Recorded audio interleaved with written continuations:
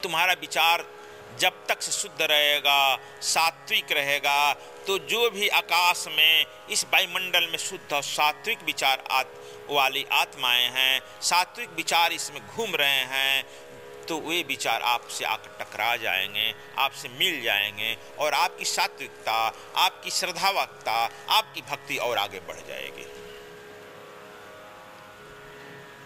यह मत कहना किसी का दोष है। सभी तरह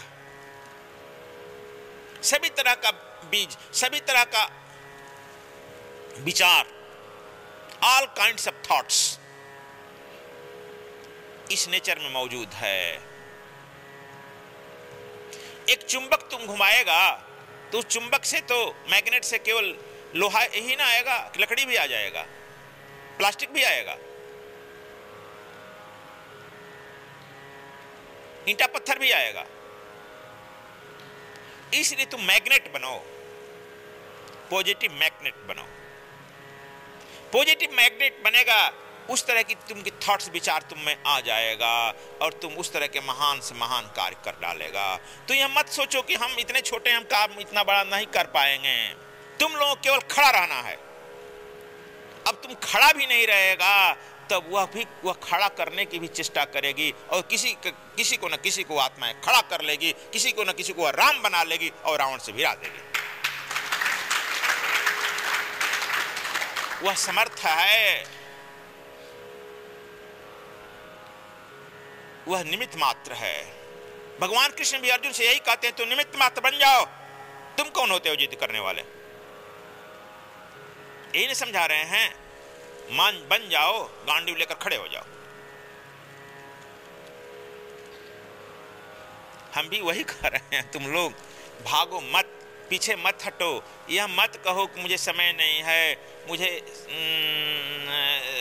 शरीर से सक्षम नहीं है, मन से सक्षम नहीं है, धन से सक्षम नहीं है। तुम सक्षम बन जाओगे, तुम एक कदम आगे बढ़ोगे, तुमको वह 10 कदम आगे बढ़कर हाथ पर लेने के लिए तैयार रहेगा कोई ना कोई आत्माएं, क्योंकि उसकी भी तो लालसा होगी।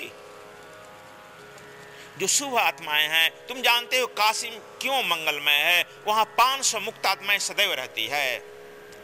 क्या तुमने इतना बड़ा संकल्प ले लिया, क्या वो 500 आत्माएं के यहाँ टेलीफोन नहीं हुआ? बोलो, तुम्हारे संकल्प लेने मात्र से वहां पर पूरा संचरित हो गया, वायरलेस झन झन झन झन झन आ जाएगा। हो जाएगा कि नहीं हो जाएगा? जब 500 मुक्त आत्माएं सदैव वहां रहती है तो सब में वह मात्राएं, सब में वह झंकृत हो जाएगा और सब के सब जो है वह आत्माएं, वहां पर झगड़ा नहीं है, वहां वैमनस्य नहीं है, वहां सब के सब श्री राममय बनना चाहेगा, सब के सब वह भक्तिमय बनना चाहेगा, जोगमय बनने में, और सब के सब वह दच्चित होकर के उसमें उतर जाएगा। जब सब के सब उसमें उतर जाएगा तब उसमें सिद्धि प्राप्त करने में तुम्हें देर ही कहाँ होगी। इसलिए मैं कह रहा हूं, तुम लोग पहुंच करके केवल पुण्य लूटने का भागी बनो, निमित्त मात्र हो। और यह तुम्हारे ऊपर डिपेंड करता है कि कृष्ण के पक्ष में रहेगा कि दुर्योधन के पक्ष में रहेगा। इतनी की स्वतंत्रता रहती है। कृष्ण भी युद्ध होने के पहले कह दिया कि युद्ध होने जा रहा है। मैं कह देता हूं, दुर्योधन है मेरा समधी है, समधी था ना, लेकिन दुष्ट है, पापात्मा है। निर्णय मैं कर रहा हूं, यह धर्मराज है, धर्मात्मा है, धर्म की युद्ध स्थापना करेंगे। राज मुझे किधरों नहीं मिलेगा। कृष्ण तो राज नहीं मिलने जा रहा है, लेकिन मैं यह उद्घोष कर रहा हूं 5 जन शंख बजा करके उस बीच युद्ध में कि तुमको जिधर रहने का विचार है उधर चले जाओ। अपने वो लोगों को भी कहा, और कृष्ण की सारी सेनाएं जो है दुर्योधन के पक्ष में ही थी। 18 छोड़ी सेना दुर्योधन के पक्ष में थी, और उस बीच में इसके बाद युद्ध खड़ा होकर कह रहा है। ऐसा कभी आदमी देखा होगा? चपलूसी होता कि हमारे पक्ष में रहो ना। अभी लोकसभा के इलेक्शन, विधानसभा के इलेक्शन में अपने अपने पक्ष में मिलाने के लिए कितना पैंतराबादी चल रहा है। और एक देखो वीर 5 जन शंख फूंक रहा है कि धर्म युद्ध शुरू होने जा रहा है, निर्णायक युद्ध होने जा रहा है। सुन लो, और जिसको जिस दल में आना हो आ जाए, जाना हो चले जाए। अंतिम मैं चेतावनी दे रहा हूं। इसका मतलब वह युद्ध की निर्णायक भूमिका करने में सक्षम है अकेले, लेकिन लोगों की आंख पर चश्मा पड़ गया है, आंख में रोशनी नहीं दिखाई पड़ रही है। और एक आदमी कर्ण का पुत्र विकर्ण, जो कर्ण उतना ही उसके पक्ष में रहने वाला है, विकर्ण उस दल से होते हुए कहा, कृष्ण मैं तुम्हारे पक्ष में मिला। बस एक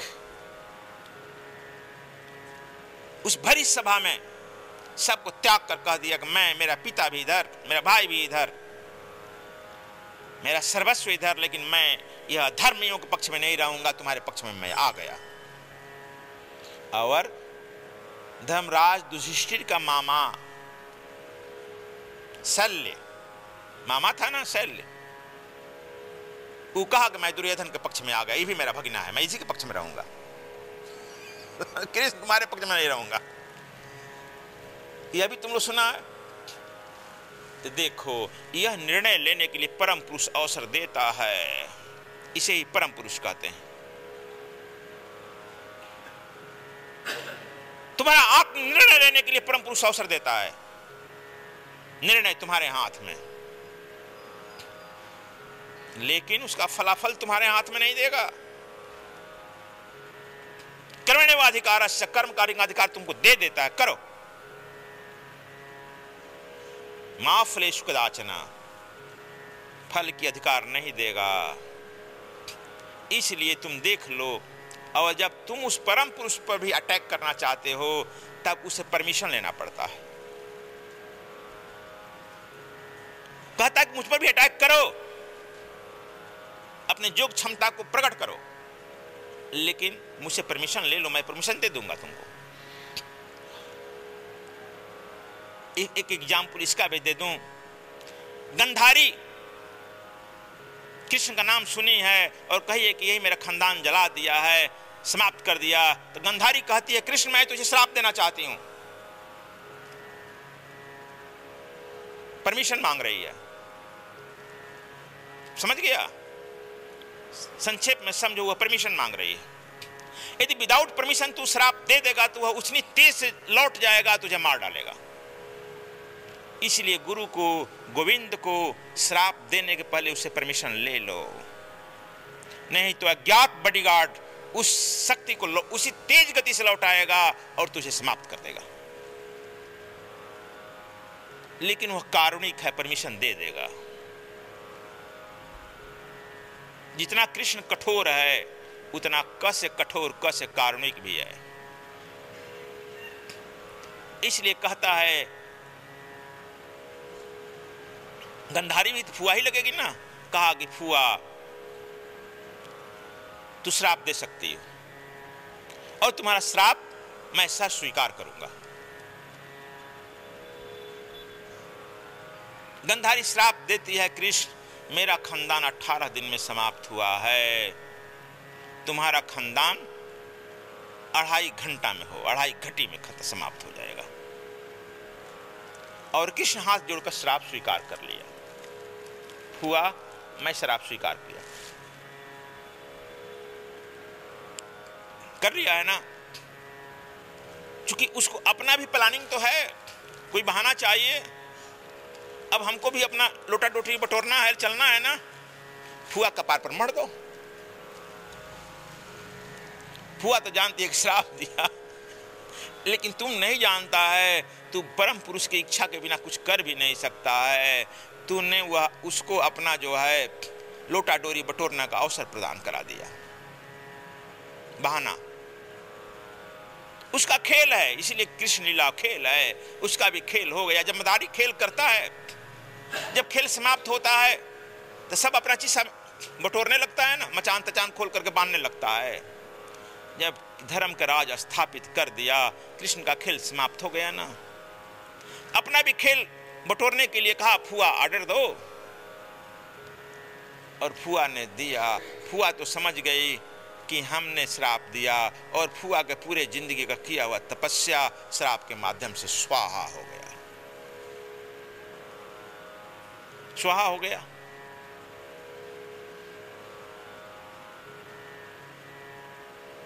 क्या फायदा हुआ? इसीलिए हम कहते हैं तुम सदैव सकारात्मक रहो, सकारात्मक सोचो, सकारात्मक करो। किसी के लिए बुरा क्यों सोचेगा? हो सकता गंधारी इनको श्राप नहीं देती, कुछ दिन और इनका लीला चलता, किसी और को खोजते, संतोष को खोजते कि चलो यार तुम श्राप दे दो। किसी को तो खोजते, ये मिलता कि नहीं, मैं जिमा नहीं लिया हूं तुमको श्राप देने के लिए, चला मैं। कोई सकारात्मक व्यक्ति क्यों देगा? कोई जिमा लिया है, इसीलिए उसमें भी नकारात्मक शक्ति को खोजा जाता है। इसलिए तुम नकारात्मक शक्ति मत बनो। नकारात्मक शक्तियां हरदम विध्वंस का सहारा लेती है, और वह भी आंख भी खुला, मुंह से कुछ जबान भी निकला, जिंदगी भर किसी को आशीर्वाद तो दी नहीं, और अंतिम में श्राप दे करके अपने द्वारा किए गए पूरे जिंदगी का सतीत्व, पूरे जिंदगी का त्याग और तपस्या जाते जाते खा गई, खा गई। यह भी कह सकते थे कि हमारा सब तो समाप्त हुआ कृष्ण, मैं भी अपनी जिंदगी को तुमको सौंप रही हूं। नेगेटिव ही कहता मेरे पूरे खानदान को तू समाप्त कर दिया, चलो यही कहो, अब मुझे भी तू समाप्त कर दो, मुझे भी उठा लो, मैं भी यहां नहीं रहना चाहती हूं, मरना तो है, यही कहता। लेकिन मुझे भी तू यह आशीर्वाद दो कृष्ण कि मैं भी यहां से अब चलूं, यह भी मांग सकती थी। अंतिम तब कृष्ण को अपने चक्र सुदर्शन पर बैठाकर और वैकुंठ भेजना पड़ता, और यहां गंधारी जीत जाती, कृष्ण हार जाता।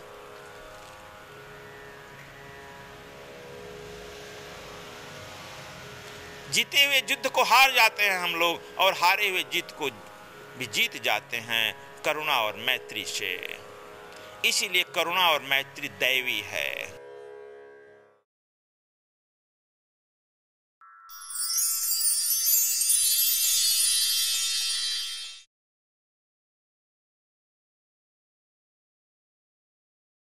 तुम न रागी न बनो, न विरागी बनो, तू वितरागी बनो। आज का सन्यास क्या होता है? एकदम वस्त्र उतार दिया, नंगा बाबा बन गया, है ना जी? यह वैरागी हो गया। और एक गृहस्थ जो है, दुकानदार जो है, अपने एकदम दुकान में लपटा हुआ है, एक रागी है, एक वैरागी, दोनों दो सीमा पर पहुंचा हुआ है। इसलिए रागी को वैरागी पसंद आता है, अपना दूसरा ध्रुव खोज लेता है ना, वह गुरु नहीं खोजता है, अपना दूसरा ध्रुव खोजता है ना जी? जैन अहमदाबाद से आया, कहता है गुरु जी हम एक महात्मा से मिले, आज बोल रहा था, तब गए तो बड़े सिद्ध थे, उन्हें 100 रुपये चढ़ाया तो 100 रुपया तुरंत जो है माचिस लगाए और जला दिए। तब कहा गजब सिद्ध हैं, उन रुपया से कोई संबंध ही नहीं है, एकदम नंग ढिड़ांग खड़े थे। हम तो इतना वस्त्र पहनते हैं।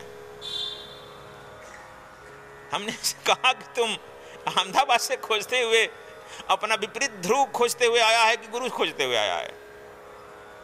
यह वस्त्रों में लिपटा रहता है, इसलिए बिना वस्त्र का यदि कोई दिखाई पड़ गया तो यह पसंद कर लेगा, हाँ यही ठीक है। यह पैसा पसंद करता है, वह पैसा को रुपया कोई जला देता है तो यह जो है कहता कि यह पसंद कर लिया। अपने विपरीत ध्रुव को, प्रत्येक सिक्के के दो पहलू होते हैं ना।